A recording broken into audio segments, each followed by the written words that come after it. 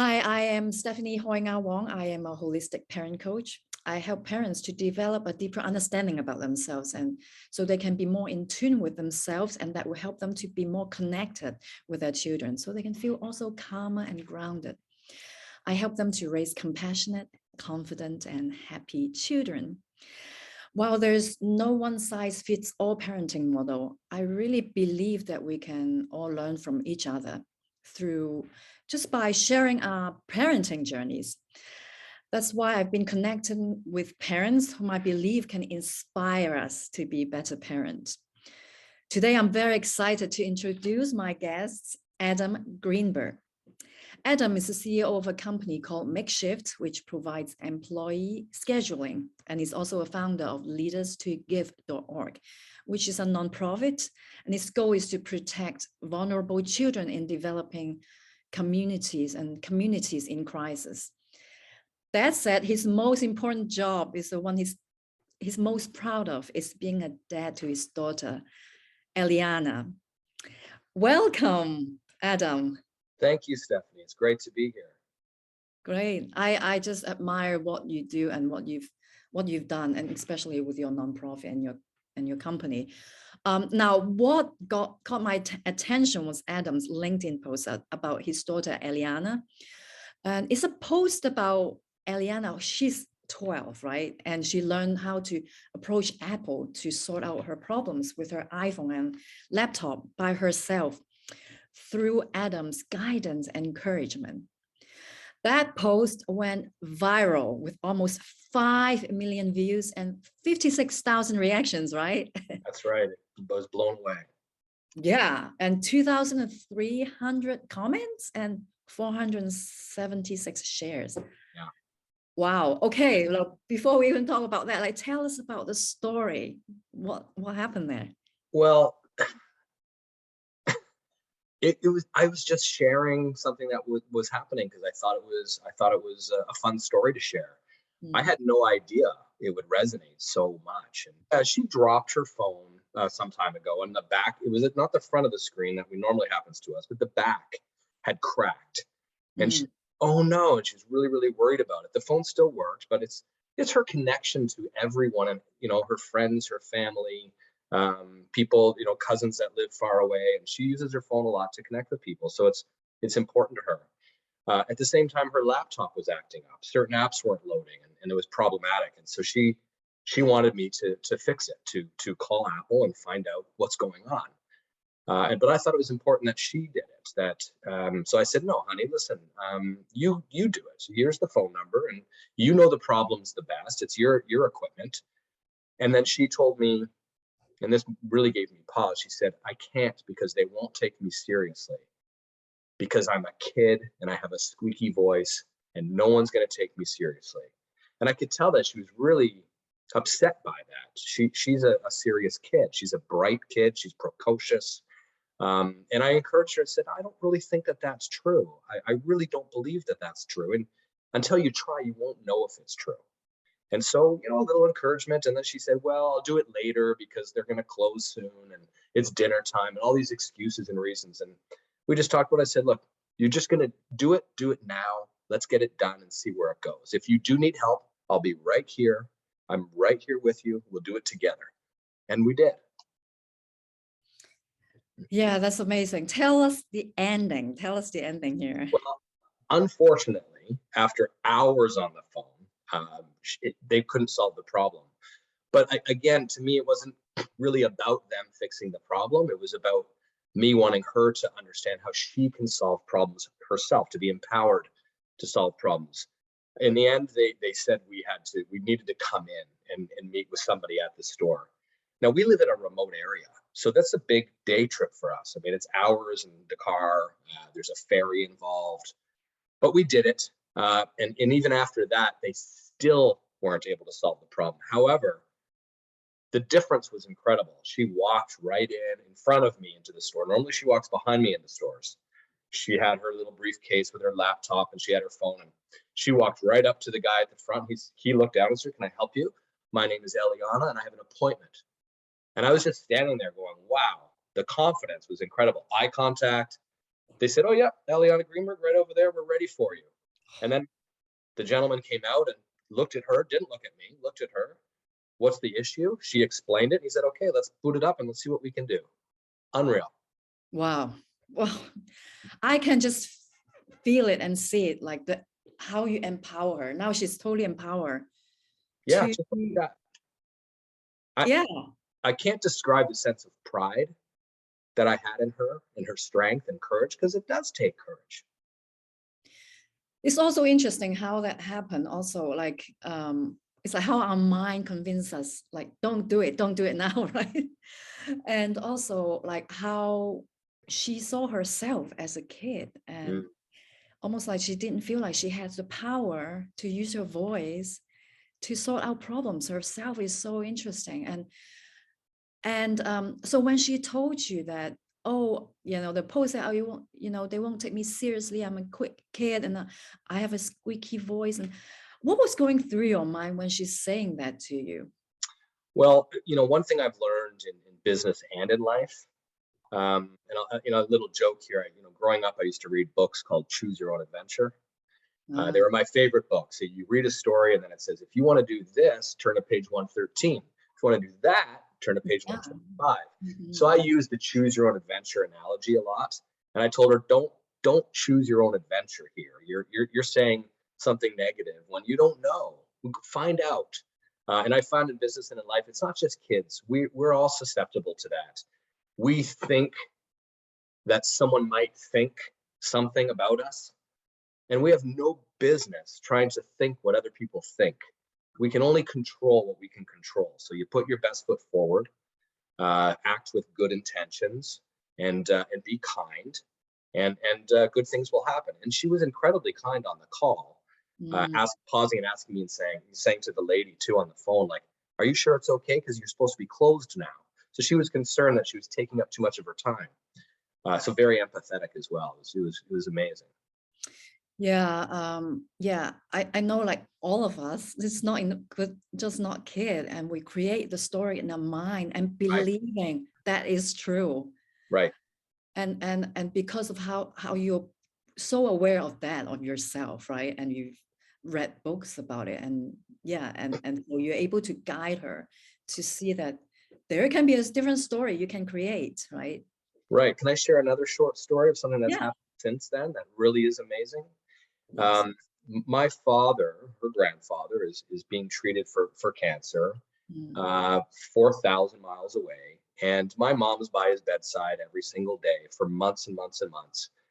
And my mom called and said, she really misses her grandkids. She has 3 grandkids that don't live too far away from her, but she really misses them, and asked, could I come and sit with my dad while she goes and spends time with her grandkids in the different cities? But I said I would do that. But I thought it would be really nice if her other grandchild, Eliana, could also go. But it's a 4,000-mile flight. Well, Ellie volunteered, said, I can go. I can take a plane by myself. I'm old enough. Wow. And my wife and I talked about it, and we decided that, she's 12. I think she could do it. And it's in Canada. She's not international. It's a direct flight. And she did it. She walked up to the gate and presented her ID, and she got on the plane, and my brother picked her up, and they had a wonderful long weekend. My mom was so surprised. And then she flew back alone, and I was so proud of her. I mean, it's like a switch went on, that she's like, now I can, versus I shouldn't, I won't. Really, really cool. Yeah. So did you have a more longer conversation about that experience, the way she deal with Apple, and okay, what did you talk about, and what she learned from it? Yeah, absolutely. We talked. I reminded her that she didn't want to do it, and that she did it. I was incredibly proud of her for doing it. I recognized the courage, and I told her to remember this in life. Like, as you're going through life, you're going to be faced with all kinds of challenges, all kinds of obstacles. You're also going to deal with very difficult people. You're also going to deal with people who claim to be an expert at something, and you're going to find out that maybe they're actually not. Everyone's human. We all have strengths and weaknesses, and you're an incredibly bright and wonderful person, and you can do so much. You just have to believe in yourself. And look what happened. Look what you did. There's not a lot of 12-year-olds out there that can do that. In fact, there's not a lot of adults out there who can do that. Wow. And what did she say like about all this? I mean, is did she was she able to articulate it? Not really. She's a 12-year-old girl. She's kind of like, yeah, okay, I know. I see, I see. Yeah. Now that's a great story. The Apple story is a great story, but it's not always easy to help a child to get there. Like my son can, he's just quite shy. I keep wanting to trying to empower him, trying to build his confidence, and it takes time. Yeah. And now this sounds like a perfect story, but did you have to do quite a bit before she could get there, or? Well, she's had an interesting life. You talked about in my introduction, leaderstogive.org. So this is a nonprofit that I founded to protect vulnerable children in developing communities. And the community is in Mexico, where we have a winter home. So from kindergarten, she's been going to school in this little Mexican village where they don't speak English, or she didn't speak Spanish. And she was kind of thrust into that as a really young kid. And she didn't like it. She didn't want to do it. She cried, she begged, but she got through it. And that's kind of stopped as she's entering high school now. She'll be in school full time in Canada, but I think she's had enough experience to know that she can problem solve. She learned the language, figured out how to communicate, went through these difficult environments. So I think she's had a lot of exposure to different things that's created who she is. So I encourage parents out there to let your kids and put yourselves as well, just get out of your comfort zone a little bit, try new things. You'd be amazed what you can learn. Interesting. You talk about comfort zone. Tell me more about it. Like, I mean, even in your own journey, how do you get out of your comfort zone? I mean, it's easier said than done. And even it's not just children, and for adults too, it's difficult, right? Everyone wants to feel safe and feel like they can be in control. Yeah. And I'm a self-confident person, so I wouldn't profess to tell everybody how to do these things.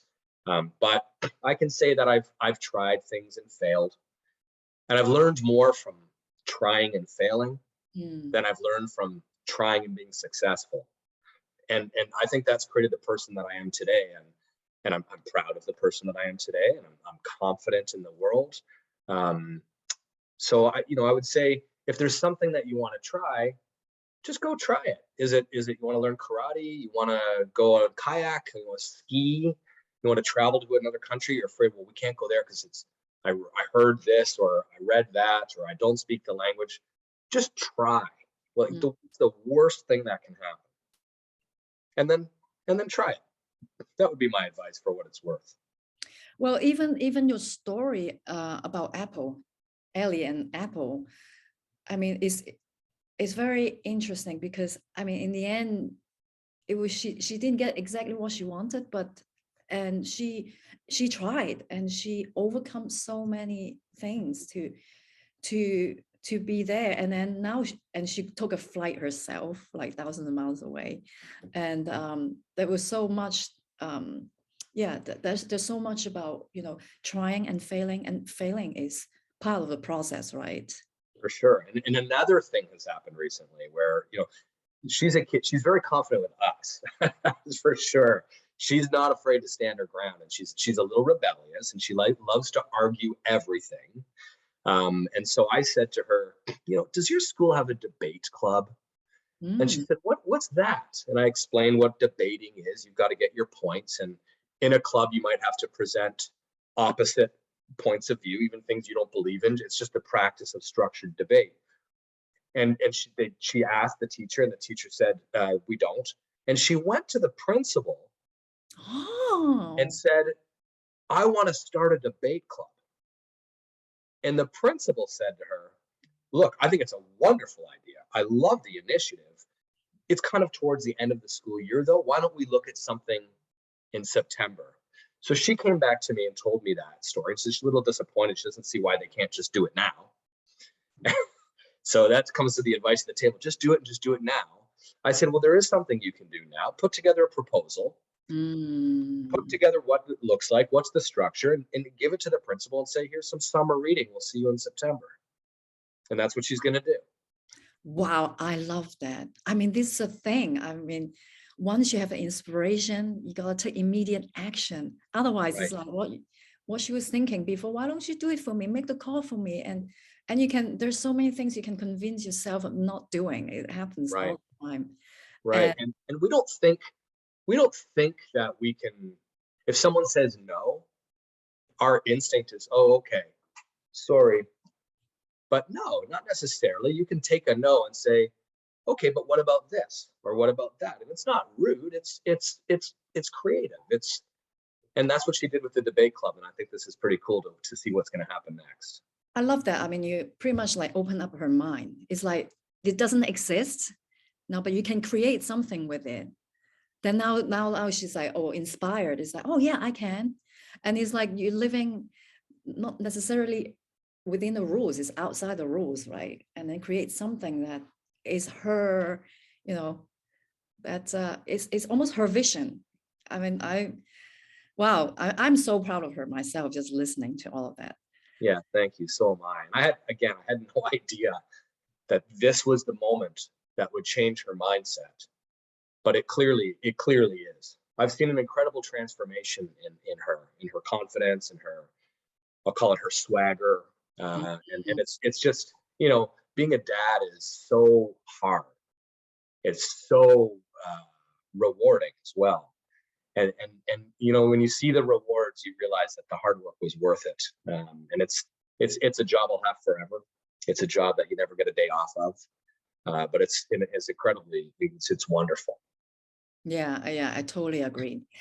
Now it's probably like you said, you got a lot of reactions and feedback from people. Mhm. I'm just curious, what did they talk about? Like, what did they resonate with?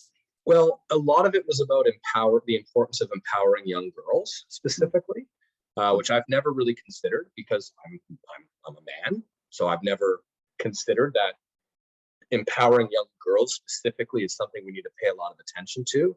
And that has triggered some thoughts and some observations, and I'm starting to do some reading about why that is. So I really appreciated those comments because it helped me learn and grow. There was also a lot of adults saying, hey, I just want to let you know that's inspired me, because I have a squeaky voice and I always think that people won't take me seriously. And these are successful people with vice president and senior executives saying to me, I go through the same thing. Your story inspired me. Thank you for sharing it. I mean, it gave me goosebumps sometimes. I just had no idea. And so it also taught me to be a bit more empathetic in the world. When you're talking to someone, don't assume that and just because they have a title as well, don't assume that they're this confident and successful person and they're driven. Try to be empathetic with people and understand that everyone's going through something, and take your time and be kind. And so I learned a lot that day as well. Yeah, that's interesting, because I mean, I do always see that, like, we're all different, but we're all the same also. There are so many commonalities. And We have fears, we have insecurities, we have anxieties, we have bad days, we have self-doubt. I mean, I'm the CEO of a company, and I get nervous going in front of the staff and telling them what's happening, even when it's good news. How are they going to take what I'm saying? Do they like me? Do people want to work with me and for me? And it's hard, but it's a human thing, and yeah, it can be powerful if it's channeled correctly. yeah, totally. It's just by recognizing that and just knowing everyone going through the same thing. I used to deal with a lot of executives, like millionaires, billionaires, and it just can tell, everyone have self-doubt, and no one have a straight line. There's no straight line in life. Our life is just like this. And it's same with parenting. It's just like this. And we're here with our experience to help our kids to go through this. And we're all learning ourselves. So we're all going through it together. That's the most beautiful thing that I find about parenting. Yeah, for sure. Well, I credit my wife with much of this, because I have a habit of, when my wife says to my daughter, like, to get your wet towel off the floor or clean your clothes off the floor, and she doesn't do it, she gets distracted off to school, and I walk by her room, I see it. I have this instinct to, like, I'll just do it to keep things at peace. And when I get caught doing that, my wife just shakes her head and says, you're going to be doing that for the rest of her life, unless you she's got to do it herself. So yeah, she gets the credit, but I seem to get all the attention for it. No, I know what you mean. It's like that Apple story. I remember she wanted you to do it for her, but you want to empower her to do it for herself. And look what happened. There's such transformation. Yeah. Well, it was my wife's voice in my head saying, Really? If you do it for her, you're going to be doing this, solving her problems for the rest of her life. It's no different than the cleaning the clothes off her floor for her. She's got to learn to do these things on her own if we want her to be a strong, confident adult. And we very much want her to be a strong and confident and productive adult. Well, she's learning it. I mean, she's learning it through the guidance of you and your wife. That's so beautiful. I often find that the best thing is to sometimes take a step back and then let them do the work. But we're always here to give them love, care, support, whatever they need. And eventually they always have to go out there. We can help them to learn how to deal with their emotions, right? Yeah, and I think that's really important when it comes to being more connected to your kids and removing tension and anxiety. I think part of it is fear of failure. And so we've always been very careful about that, whether it's grades in school, whether it's a sport, a tournament, whatever it is, to let her know that it's the journey, not the destination. Right. So enjoy the journey and don't necessarily just focus on getting there. And there's no destinations, always no destination. Once you get to one place and you want more, there's constantly destination. But the beautiful thing about it all is that you never lose anything. You always win and gain something along the way. That's what I tell people all the time. Same with indecision. I mean, if you're faced with a decision, decide. You'll never know which decision was right because you didn't decide it. Like you said, ups and downs, anything can happen all day long in every instance. You just don't know. But you tap into your values, be confident in your own experiences, and decide. And then you see what happens. That's right. I mean, to not decide and don't take action is the worst. You don't learn anything. And if you don't take the action, how do you know how far you can go, right? Correct. Yeah, correct. There's all kinds of people in all kinds of jobs and all kinds of positions in life who have so much potential. I mean, I see it all the time and I think, wow, why isn't this person is so talented. They're so incredible. They could be going and doing so much with their lives, and they're kind of stuck in this rut because they're just, I don't know if it's failure, fear of failure, or lack of confidence, or just indecision, or maybe there's things going on in their life and they just can't afford to take risks. I don't know, but it's just get out there and decide. Would you say that being a dad helped you to become a better leader, or vice versa? No question about it. I think becoming a dad has taught me so much. I used to be a very impatient person. And so many people remarked to me, they said, man, you're patient. So I never used to be that way, but having a child, you create patience, and it's grounded in love. And so if you can take that out into the world outside of just your own immediate family, then it creates connections with people, and then I think that is what people naturally want to follow. And so I think it did make me a better leader. And I credit my daughter with that. She teaches me patience all the time, every single day. It challenges me. I'll say something and she'll say, that's not right. Or why did you think that? And so it's it's interesting. She's an independent thinker. She sure is. She sure is. Yeah, that's great. Sometimes I'm like, well, oh no. What should I say? How should I respond? Yeah. Now, tell me a little bit about your companies. And I just really admire that you're doing such meaningful work and really purposeful. Tell us a little bit more about that. Thanks very much. Well, we would go to Mexico on a vacation from time to time, and we spontaneously purchased a home. And I say that, and it feels like there's a lot of privilege there. And there is. I am very privileged. I've had great parents growing up, middle class family. There's not a lot of wealth. My dad worked 3 jobs. My mom stayed home with 3 boys, and I worked hard to get where I am. But I recognize the privilege. So we'd go to Mexico, and I met a man on the beach who was asking for money, and I asked what the money was for, and he told me he takes care of these kids whose parents are they've abandoned them. They're in prison, or they're abusive, or they're alcoholics. And I didn't really buy it. He just didn't. I didn't get a good vibe, so I didn't give him the money. But I asked him, "Well, you run this facility for kids. You have a card." And he gave me a card, just kind of like a handwritten card. And I took it back to our house, and I told my wife about it. She said, "What is this place? These kids? Let's go." So I'm like, "No, I don't want to go," but we went. we compromised. She wanted to go, I didn't. We compromised. We went. So we went and visited this place. And sure enough, this man runs a facility. It's non-funded by the government. It's a private facility. It's kind of like a foster home for kids whose parents are in prison, or one has passed away, or they're violent, or struggling with mental or health issues.